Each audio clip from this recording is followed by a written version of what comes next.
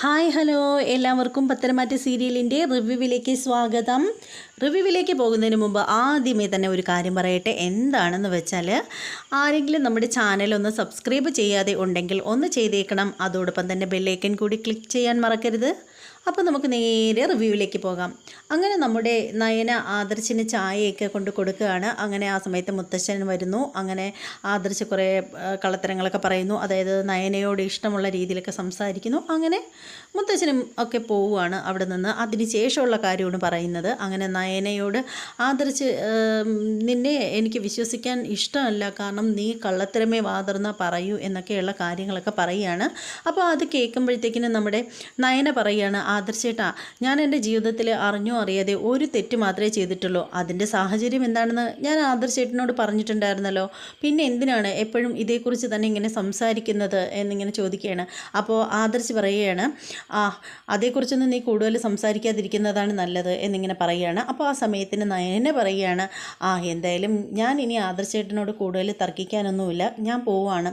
പിന്നെ ഈ ചായ എടുത്ത് കുടിക്കുമോ?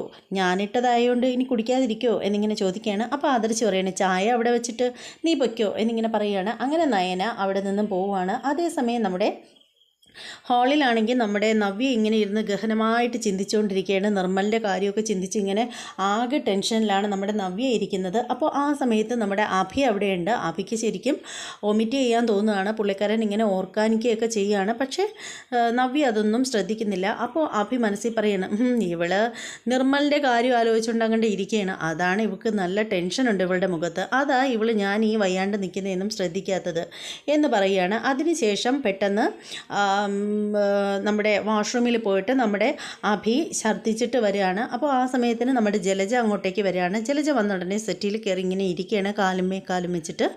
അപ്പോൾ അഭി അങ്ങോട്ടേക്ക് വരുന്ന കാണുമ്പോഴത്തേക്ക് ജലജയ്ക്ക് എന്തോ പന്തികേട് തോന്നുകയാണ്. അപ്പോൾ ജലജ ചെന്നിട്ട് ചോദിക്കുകയാണ്, എന്താ മോനെ, എന്താ നിനക്ക് പറ്റിയത്?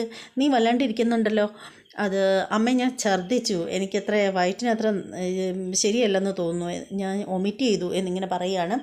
അപ്പോൾ അത് കേൾക്കുമ്പോഴത്തേക്കിനും, അയ്യോ തോനെ ഛർദ്ദിച്ചു, എന്താണ് നിനക്ക് പറ്റിയത്? ഹോസ്പിറ്റലിൽ പോകണോ? അതൊന്നും വേണ്ടമ്മേ എന്നിങ്ങനെ പറയുകയാണ്. അപ്പോൾ ഇങ്ങനെ നമ്മുടെ ജലജ ഇങ്ങനെ നവ്യെ നോക്കുകയാണ്. അതിനുശേഷം പറയണം, അവൾക്ക് ഇങ്ങനെ അങ്ങ് ഇരുന്നാൽ മതിയല്ലോ. എടി, നിൻ്റെ ഭർത്താവല്ലേടി ഇവൻ ഇങ്ങനെ ഛർദ്ദിച്ചിട്ട് നിനക്ക് അവൻ്റെ മുതുകൊക്കെ ചെന്ന് ഇത്തിരി തടവി കൊടുക്കണമെന്നുണ്ടായിരുന്നോ നിനക്ക്? നീ എന്താ ഇങ്ങനെ ഇരിക്കുന്നത് എന്നിങ്ങനെ ചോദിക്കണം. ഒരു ഫസ്റ്റ് ഭാര്യ എന്നൊക്കെ പറയുകയാണ്. എന്നിട്ട് നമ്മുടെ അഭിയെ അവിടെ സെറ്റിയിൽ പിടിച്ചിരുത്തിയിട്ട് ഇങ്ങനെ ബാക്ക് ഭാഗം ഇങ്ങനെ തടവി കൊടുക്കുകയാണ് നമ്മുടെ ജലജ. അപ്പോൾ ആ സമയത്തിന് നമ്മുടെ നവ്യ പറയണം, പിന്നെ ഇവനെ പോലുള്ള ഭർത്താക്കന്മാരോട് ഇങ്ങനെയൊക്കെ കാണിക്കേണ്ട കാര്യമേ ഉള്ളൂ. പിന്നെ അങ്ങ് പുണ്യാളനല്ലേ, അവൻ എന്നെ എത്രത്തോളം കെയർ ചെയ്യുന്നുണ്ട് കാര്യമൊക്കെ എനിക്ക് നന്നായിട്ടറിയാം. എന്നോട് ഇങ്ങനെയൊക്കെ പെരുമാറുന്ന അവനെ ഇങ്ങനെ കാണേണ്ട കാര്യമേ ഉള്ളൂ എന്നിങ്ങനെ പറയുകയാണ്. അപ്പോൾ നമ്മുടെ ജലജ ചാർജ് ആവുകയാണ്. അങ്ങനെ ചാടിപ്പറിച്ച് എഴുന്നേൽക്കുകയാണ് നമ്മുടെ ജലജ. അതിനുശേഷം നമ്മുടെ നവ്യയുടെ അടുത്ത് പറയണം, ഇനി ഒരക്ഷരം നീ മിണ്ടിപ്പോകരുത്, മിണ്ടിയാലുണ്ടല്ലോ നിൻ്റെ ചെകിട് ഞാൻ അടിച്ച് പറിക്കും എന്നിങ്ങനെ പറയുകയാണ്. അപ്പോഴത്തേക്കുടനെ ജലജയോട് നമ്മുടെ നവ്യ പറയുകയാണ്, പിന്നെ നിങ്ങളുടെ മോനങ്ങ് എല്ലാം തികഞ്ഞ ഒരു സാധനമല്ലേ, പിന്നെ എനിക്കെന്ത് വന്നാലും നിങ്ങൾക്ക് ആർക്കൊന്നുമില്ലല്ലോ എന്നിങ്ങനെ പറയുകയാണ്. അപ്പോൾ ഉടനെ ജലജ പറയണം, എടി നിന്നെ ഇപ്പോൾ ഉണ്ടല്ലോ അരച്ച് കലയ്ക്ക് ഒറ്റ വലിക്ക് കുടിക്കാനുള്ള ദേഷ്യമുണ്ട് എനിക്ക് എന്നിങ്ങനെ പറയുമ്പോൾ നവ്യ പറയണം, അങ്ങനെ അരച്ച് കലക്കാൻ മാത്രം ഞാൻ പച്ചില മരുന്നൊന്നും അല്ല എന്നിങ്ങനെ പറയുകയാണ്. അപ്പോൾ ഉടനെ ജലജ പറയണം, എടി നീ പച്ചിലയല്ലടി, പച്ചിലയിൽ ചുറ്റിപ്പിടഞ്ഞ് കിടക്കുന്ന പച്ച പാമ്പുണ്ടല്ലോ അതാ നീ എന്നിങ്ങനെ പറയുകയാണ്. അപ്പോൾ ജലജയോട് നവ്യ പറയണം, പച്ചിലയിൽ ചുറ്റിക്കിടക്കുന്ന പച്ചപ്പാമ്പിനെ വിഷമില്ല, എന്നാൽ ഇവിടെയുള്ളത് ചിലതൊക്കെ ഇനങ്ങളാണെങ്കിലുണ്ടല്ലോ രാജബമ്പാലെ അണലി മൂർഖനൊക്കെ അല്ലേ, അതിൻ്റെ ഇടയിൽ പച്ചില പാമ്പിന് എന്ത് ചെയ്യാനാണ് എന്നിങ്ങനെ പറയുകയാണ്. അത് കേൾക്കുമ്പോഴത്തേക്ക് ജലജ പലതവണ നവ്യയെ അടിക്കാനായിട്ട് കൈയോങ്ങുകയാണ്. പക്ഷേ അഭി സമ്മതിക്കുന്നില്ല. അഭി അമ്മയുടെ കയ്യിൽ പിടിച്ചിട്ട്, അമ്മ ഇങ്ങ് വാ അമ്മ എന്തിനാ ഇവളോടൊക്കെ സംസാരിക്കാൻ നിൽക്കുന്നത്? ഇവളോടൊന്നും സംസാരിച്ചിട്ട് ഒരു കാര്യമില്ല, ചുമ്മാ നാവിട്ടലയ്ക്കാന്നേ ഉള്ളൂ എന്നിങ്ങനെ പറഞ്ഞിട്ട് നമ്മുടെ ജലജ ഇങ്ങനെ പിടിച്ചുകൊണ്ട് പോവാണ്. ജലജ പറയുകയാണ്, നിൽക്കടി, നിന്നെ ഞാൻ ഓങ്ങി വച്ചിട്ടുണ്ട്, നീ ഒരു ദിവസം നീ എൻ്റെ കയ്യിൽ നിന്ന് മേടിക്കും എന്ന് പറഞ്ഞിട്ട് നമ്മുടെ ജലജ നമ്മുടെ അഭിക്കൊപ്പം പോവുകയാണ്. അതേസമയം ഉണ്ടല്ലോ നമ്മുടെ നയനാണെങ്കിൽ കനകയെ വിളിക്കുകയാണ്. അങ്ങനെ കനക വന്ന് ഫോൺ അറ്റൻഡ് ചെയ്യുകയാണ്. അപ്പോൾ ചോദിക്കണം, മോളെ, എന്താ മോളെ വിളിച്ചത്? അമ്മേ, ഞാൻ വിളിച്ചത് എന്താണെന്ന് വെച്ചാലേ, എന്താ മോളെ, വല്ല വിശേഷമുണ്ടോ? പിന്നെ ഇല്ലാതെ ഇവിടെ കല്യാണവും കാര്യങ്ങളൊക്കെ അല്ലേ അമ്മ നടക്കുന്നത്, അതിൻ്റേതായിട്ടുള്ള വിശേഷങ്ങളും കാര്യങ്ങളൊക്കെ ഉണ്ട്. അങ്ങനെ കല്യാണം വിളിക്കാനൊക്കെ ഇവിടുന്ന് ആദർശേട്ടൻ്റെ അച്ഛനും അമ്മയൊക്കെ പോയിട്ടുണ്ട്. പിന്നെ അപ്പോഴത്തേക്ക് പറയുകയാണ്, പക്ഷേ അനിക്ക് എന്തോ പറ്റിയിട്ടുണ്ട്, അനിയുടെ മനസ്സിൽ ഏതോ പെണ്ണ് കയറി കൂടിയിട്ടുണ്ടമ്മേ. അനി ആരോടും അത്ര മിണ്ടാട്ടമൊന്നുമില്ല. അതുമാത്രമല്ല അനി മുത്തശ്ശനോടും എന്നോടും ഉൾപ്പെടെ എല്ലാവരോടും വിവാഹം നീട്ടിവെക്കണമെന്ന് പറഞ്ഞുകൊണ്ട് നടക്കുകയാണ്. പക്ഷേ എന്ത് ചെയ്യാനാണ്, അതൊന്നും നടക്കില്ലമ്മേ എന്നിങ്ങനെ പറയുകയാണ്. അപ്പോൾ അത് കേൾക്കുമ്പോഴത്തേക്ക് കനക ചോദിക്കുകയാണ്, ആരാ മോളെ അനിയുടെ മനസ്സിലുള്ളത് എന്നിങ്ങനെ ചോദിക്കുമ്പോൾ, അതറിയില്ലമ്മേ, അത് എത്ര ചോദിച്ചിട്ടും പറയുന്നില്ല എന്നിങ്ങനെ പറയുകയാണ്. പക്ഷേ ജലജയ്ക്കല്ല, കനകത്തിന് നല്ല വിഷമമാണ് അത് കേൾക്കുമ്പോഴത്തേക്കിന്. അപ്പോഴത്തേക്ക് ഉടനെ കനകം പറയണം, മോളെ അവൻ്റെ മനസ്സിൽ ആരുണ്ടെങ്കിലും ശരി തന്നെ ഒക്കെ പറഞ്ഞ് മോള് വേണം മനസ്സിലാക്കിയിട്ട് അവനെ നല്ലൊരു കുടുംബത്തിൽ ഇപ്പോൾ വന്നിരിക്കുന്ന ആലോചന വളരെ നല്ല ആലോചനയാണ്. ആ ആലോചനയായിട്ട് മുന്നോട്ട് പോകണം. അനാമികയും അനിയുമായിട്ടുള്ള വിവാഹമാണ് നടക്കേണ്ടത്. അത് മോള് അവനെ പറഞ്ഞ് മനസ്സിലാക്കണം എന്നിങ്ങനെ പറയുകയാണ്. അത് കേൾക്കുമ്പോൾ നയന പറയാണ്, അതേ അമ്മേ, എന്നോട് ഈ കുടുംബത്തിൽ ഏറ്റവും അധികം സ്നേഹമുള്ളത് മുത്തച്ഛനും മുത്തശ്ശിയും കഴിഞ്ഞാൽ പിന്നെ അനിക്കാണ്. അവൻ എൻ്റെ കുഞ്ഞനുജൻ തന്നെയാണ്. അതുകൊണ്ട് അവനൊരു നല്ല കുടുംബജീവിതം ഉണ്ടാവണം എന്നുള്ളത് എൻ്റെ ആഗ്രഹമാണ്. അപ്പോൾ ഞാൻ ഇന്ന് ഇവിടെ കിടന്ന് കഷ്ടപ്പെടുന്ന ആ ഒരു അവസ്ഥ ഇനി വരുന്ന പെൺകുട്ടികൾക്ക് ഉണ്ടാവാൻ പാടില്ല. അതുകൊണ്ട് എല്ലാവരും സന്തോഷമായിട്ടിരിക്കുന്ന, എല്ലാവർക്കും ഇഷ്ടപ്പെടുന്ന ഈ ഒരു ബന്ധം വേണം നടക്കേണ്ടത് എന്നിങ്ങനെ പറയുകയാണ്. എന്നിട്ട് നയന നന്ദുവിനെ തിരക്കുകയാണ്. അപ്പോൾ അമ്മ പറയണം, മോളെ അവൾ എവിടെയെങ്കിലും കാണണം, ഇനി ഫ്രണ്ട്സുമായിട്ട് ഇറങ്ങി പോയോന്ന് കണ്ടില്ല എന്നിങ്ങനെ പറയുകയാണ്. എന്താ അമ്മേ, നന്ദുവിന് എന്തോ വിഷമം പോലെ ഉണ്ടല്ലോ വീട്ടിൽ വന്നപ്പോഴും. അതേ മോളെ, അവൾക്ക് എന്തൊക്കെയോ സങ്കടങ്ങളുണ്ട് അമ്മേ. അവളുടെ സ്വഭാവം മോശമൊന്നും അല്ലെന്ന് എനിക്ക് നന്നായിട്ടറിയാം. എന്നാലും അവളുടെ മനസ്സിൽ ആരെങ്കിലും കടന്ന് കൂടിയിട്ടുണ്ടോ അമ്മേ എന്നിങ്ങനെ ചോദിക്കുകയാണ്. അപ്പോൾ കനക ചോദിക്കുകയാണ്, മോളെ നീ എന്താ അങ്ങനെ ചോദിച്ചത്? ഒന്നുമില്ലമ്മേ, ഞാൻ വേറൊന്നും കൊണ്ട് ചോദിച്ചതല്ല. പെൺകുട്ടികളുടെ മനസ്സല്ലേ, പിന്നെ നന്ദുവിനെ സംബന്ധിച്ചിടത്തോളം അങ്ങനെയൊന്നും ഉണ്ടാവാനായിട്ട് ഒരു ചാൻസും ഇല്ല. കാരണം നന്ദു ചെറുപ്പത്തിലെ നല്ല ബോൾഡാണല്ലോ. അവൾക്ക് കൂടുതലും ആൺകുട്ടികളുമായിട്ടാണ് അടുപ്പവും. അതുകൊണ്ട് അങ്ങനെയൊന്നും ഉണ്ടാവാൻ സാധ്യതയില്ലെന്ന് എനിക്കറിയാം. അപ്പോൾ ഉടനെ കനക പറയാണ്, ആ മനുഷ്യൻ്റെ മനസ്സല്ലേ മോളെ, എങ്ങനെ അറിയാനൊക്കും? അതെന്താ അമ്മ അങ്ങനെ ചോദിച്ചത്? ഏയ് ഒന്നുമില്ല മോളെ. മോളെ പിന്നെ ഗോവിന്ദേട്ടൻ വരാറായിട്ടുണ്ട്. അമ്മ കറികളൊന്നും ഉണ്ടാക്കിയിട്ടില്ല, അതുകൊണ്ട് ഫോൺ വെച്ചുതരാം, അമ്മ പിന്നീട് എപ്പോഴെങ്കിലും വിളിക്കാം എന്ന് പറഞ്ഞിട്ട് കനകം ഫോൺ കട്ട് ചെയ്യുകയാണ്. അപ്പോൾ ഉടനെ നമ്മുടെ നയന ആലോചിക്കുകയാണ്, അമ്മ എന്താ ഇത്ര പെട്ടെന്ന് ഫോൺ കട്ട് ചെയ്തത്? എന്തൊക്കെയോ ഒരു പതർച്ച അമ്മയുടെ സംസാരത്തിലും ഉണ്ടല്ലോ, എന്തോ കാര്യമുണ്ട്. അല്ലെങ്കിൽ ഞാൻ ഫോൺ വിളിച്ചിട്ട് ഞാൻ കട്ട് ചെയ്യാൻ എത്ര തവണ പറഞ്ഞാൽ പോലും സംസാരിച്ച് എന്നെപ്പോലും ഫോൺ കട്ട് ചെയ്യാൻ താമസിക്കാത്ത അമ്മയാണ്. അമ്മ തന്നെ ഇത് കട്ട് ചെയ്തല്ലോ, എന്ത് പറ്റി എന്നൊക്കെ പറഞ്ഞിട്ട് ഇങ്ങനെ നമ്മുടെ നയന ഇങ്ങനെ ആലോചിച്ചിങ്ങനെ ഇരിക്കുകയാണ്. അതേസമയം നന്ദു ഇങ്ങനെ മുറിയിൽ ഇങ്ങനെ ബെഡിൽ ഇങ്ങനെ കാല് നീട്ടി ഇങ്ങനെ ഓരോന്ന് ആലോചിച്ചിരിക്കുകയാണ്. അതിനുശേഷം അവിടെ നിന്ന് മെല്ലെ എഴുന്നേറ്റ് ജനാലയുടെ വാതിൽക്കൽ വന്നിട്ട് ഇങ്ങനെ പിടിച്ചുകൊണ്ട് ജനാലയിൽ പിടിച്ചിങ്ങനെ നിൽക്കുകയാണ്. അപ്പോഴേക്കും നമ്മുടെ കനകം അങ്ങോട്ടേക്ക് ചെല്ലുകയാണ്. എന്നിട്ട് പിന്നിൽ ചെന്നിട്ട് ഇങ്ങനെ നന്ദുവിനെ പിടിക്കുകയാണ് ഷോൾഡറിൽ. അതിനുശേഷം ചോദിക്കണം, മോനെ നന്ദൂട്ടാ, മക്കൾ എന്താ ആലോചിച്ചുകൊണ്ട് ഇങ്ങനെ നിൽക്കുന്നത് എന്നിങ്ങനെ ചോദിക്കണേ. ഏയ് ഒന്നുമില്ലമ്മേ. മോളെ, ഇപ്പോൾ നിൻ്റെ ചേച്ചിയില്ലേ നയന, അവൾ വിളിച്ചിട്ടുണ്ടായിരുന്നു ഇങ്ങോട്ട്. അവൾ പറയുന്നതേ അവിടെ അനിയുടെ കല്യാണം വിളിക്കാനും അതിൻ്റെ ആവശ്യങ്ങളൊക്കെ ആയിട്ട് ആകെ ബഹളമാണെന്നാണ് പറഞ്ഞത്. എന്ന് വെച്ചാൽ എല്ലാവരും വലിയ സന്തോഷത്തിലാണത്രേ.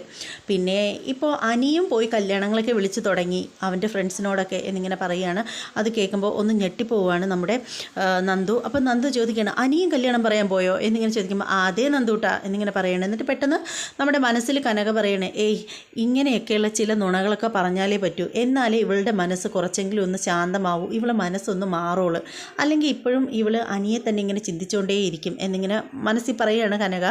അതിനുശേഷം കനക പറയുകയാണ്, നന്ദൂട്ടൻ്റെ മനസ്സിൽ ഇങ്ങനെയൊന്നുമുള്ള ചിന്തയില്ലായിരുന്നുവെങ്കിൽ ഇപ്പോൾ അനിക്കൊപ്പം ബൈക്കിൽ പോയി കല്യാണങ്ങളൊക്കെ എല്ലാവരുടെ അടുത്തും വിളിക്കുക, നന്ദൂട്ടനും പോകുമായിരുന്നില്ലേ എന്നിങ്ങനെ ചോദിക്കുകയാണ്. അപ്പോൾ നന്ദൂട്ടൻ പറയുകയാണ്, അതെ അമ്മേ, അത് ശരിയാ അമ്മ പറഞ്ഞത്. അല്ല നന്ദൂട്ട, അമ്മ ഒരു കാര്യം ചോദിക്കട്ടെ, അനി എപ്പോഴെങ്കിലും മോളോട് ഇഷ്ടമാണെന്ന് പറഞ്ഞിട്ടുണ്ടോ? ഇല്ലമ്മേ, ഞാനും അനിക്കുമിടയിൽ അങ്ങനെ ഒരു സംസാരമേ ഉണ്ടായിട്ടില്ല. പിന്നെ എങ്ങനെ നന്ദു ഇങ്ങനെയൊക്കെ ആയത്? നിങ്ങൾ നല്ല ഫ്രണ്ടായിരുന്നല്ലോ, പിന്നെ എപ്പോഴാണ് നിങ്ങൾക്ക് ഇങ്ങനെ ഒരു ഇഷ്ടം തോന്നിയത് എന്നിങ്ങനെ കനകം ചോദിക്കുകയാണ്. അതറിയില്ലമ്മേ, എനിക്കറിയില്ല എന്നിങ്ങനെ പറയുകയാണ്. അപ്പോൾ കനകം പറയാണ്, മോളെ നന്ദു, എന്തായാലും മോളുടെ 2 ചേച്ചിമാർ ആ കുടുംബത്തിലാണ് കെട്ടിക്കയറിപ്പോയത്. നിനക്കറിയാലോ അവിടെ ചെന്നതിന് ശേഷമുള്ള പ്രശ്നങ്ങളും കാര്യങ്ങളും ഒക്കെ. അപ്പോൾ അതിൻ്റെ ഇടയിലേക്ക് മോൾ ഇനി കയറി പോവാൻ നിൽക്കരുത്. അത് അവിടെ ആർക്കും ഇഷ്ടപ്പെടില്ല, ആരും അത് അംഗീകരിക്കത്തുമില്ല. അവിടെ പല പ്രശ്നങ്ങളുണ്ടായിട്ടുണ്ടെങ്കിലും അമ്മായിയമ്മമാരെല്ലാം ഒറ്റക്കെട്ടായിട്ട് നിന്നിട്ട് മോളുടെ ചേച്ചിമാരെ അവിടെ നിന്ന് പുറത്താക്കാനായിട്ട് ശ്രമിച്ചിട്ടുണ്ട്. പക്ഷേ അപ്പോഴൊക്കെ ആ മുത്തശ്ശനും മുത്തശ്ശിയും എല്ലാവരും കൂടി ചേർന്നാണ് അവർക്ക് സപ്പോർട്ടായിട്ട് അവരിന്നും അവിടെ നിൽക്കാനുള്ള കാരണം. പക്ഷേ മോളെ ആനി കല്യാണം കഴിക്കുന്ന കാര്യത്തിന് അവരുടെ ഒരു സപ്പോർട്ടും ഉണ്ടാവില്ല. അതുകൊണ്ട് ഇത് മോളങ്ങ് മറന്നു കളയണം എന്നിങ്ങനെ പറയുകയാണ്. അപ്പോൾ നന്ദു പറയാണ്, ഇല്ലമ്മേ, ഞാൻ ആർക്കും ഒരു ബുദ്ധിമുട്ടും ഉണ്ടാക്കില്ല. ഞാൻ എൻ്റെ ഒരു സ്വാർത്ഥത കൊണ്ട് ആർക്കും ഒരു സങ്കടം ഉണ്ടാവില്ലെന്ന് നമ്മുടെ നന്ദു അമ്മയ്ക്ക് വാക്ക് കൊടുക്കുകയാണ്. അനിയാണെങ്കിലോ ബെഡിൽ ഇങ്ങനെ അലക്ഷ്യമായിട്ടിങ്ങനെ ഓരോന്നൊക്കെ ചിന്തിച്ച് മൗനമായിട്ട് ഇരിക്കുകയാണ്. അപ്പോൾ അങ്ങോട്ടേക്ക് നയന വരികയാണ്. നയന വന്നിട്ട് ഒരു ഗ്ലാസ് പാലൊക്കെ കൊണ്ട് കൊടുക്കുകയാണ്. എന്നിട്ട് പറയാണ്, അനി, നീ ഈ പാല് കുടിച്ചിട്ട് മനസ്സമാധാനമായിട്ട് കിടന്നുറങ്ങ്. നിൻ്റെ ഉറക്കക്കുറവൊക്കെ അതോടുകൂടി മാറിയേക്കും. നീ എന്താ ഇങ്ങനെ ആലോചിച്ച് കൂട്ടുന്നതെന്ന് പറയാണ്. അപ്പോൾ ഉടനെ അനി പറയുകയാണ്, ഞാൻ എൻ്റെ മനസ്സിലുള്ളതെല്ലാം നയനേട്ടത്തിയോട് പറഞ്ഞിട്ടില്ലേ, പിന്നെന്താ ഇങ്ങനെയൊക്കെ പറയുന്നത്? നയനേട്ടത്തി എൻ്റെ മനസ്സ് മനസ്സിലാക്കുമെന്നാണ് വിചാരിച്ചത് എന്നീ പറയുകയാണ്. അപ്പോൾ നയന പറയണ, അങ്ങനെ പറയല്ല നീ, നിന്നെയും പ്രതീക്ഷിച്ച് നീ വിവാഹം കഴിക്കുന്ന ആലോചിച്ച് ഒരു പെൺകുട്ടി അവിടെ കാത്തിരിപ്പുണ്ട്, അനാമിക. അവളാണ് നമ്മുടെ കുടുംബത്തിന് യോജിച്ച പെണ്ണ് എന്നിങ്ങനെ പറയുകയാണ്. അപ്പോൾ അനി പറയുകയാണ്, അല്ല ഏട്ടത്തി, ഞാനൊരു പെൺകുട്ടിയെ ഇഷ്ടപ്പെടുന്നുണ്ട്. പക്ഷെ ഞാൻ അവളോട് എൻ്റെ ഇഷ്ടം തുറന്നു പറഞ്ഞിട്ടില്ല.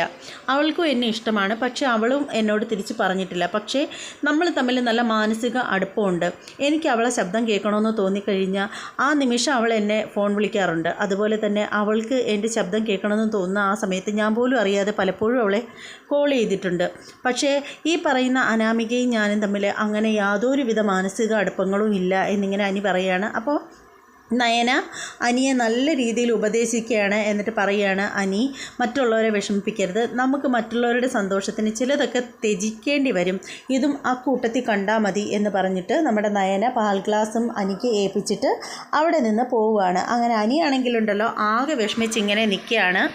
അതേസമയത്ത് നമ്മുടെ നന്ദു കിടക്കുകയാണ്. അപ്പോൾ നമ്മുടെ നന്ദുവിന് കോള് വരികയാണ്. നമ്മുടെ അനിയുടെ കോളാണ് വന്നിരിക്കുന്നത്. അങ്ങനെ നന്ദു ഫോൺ എടുത്തിട്ട് കാര്യം തിരക്കുകയാണ്. എന്തിനാണ് അനി ഇപ്പോൾ ഈ നേരത്തെ വിളിച്ചത് എന്ന് ചോദിക്കുകയാണ്. നേരം ഇപ്പോൾ എത്രയായെന്ന് അറിയാമോ എന്നൊക്കെ ചോദിക്കുമ്പോൾ അനി പറയണം, ആ നന്ദു, എനിക്ക് നിന്നെ ഒന്ന് കാണണം. എന്തിനാ അനി?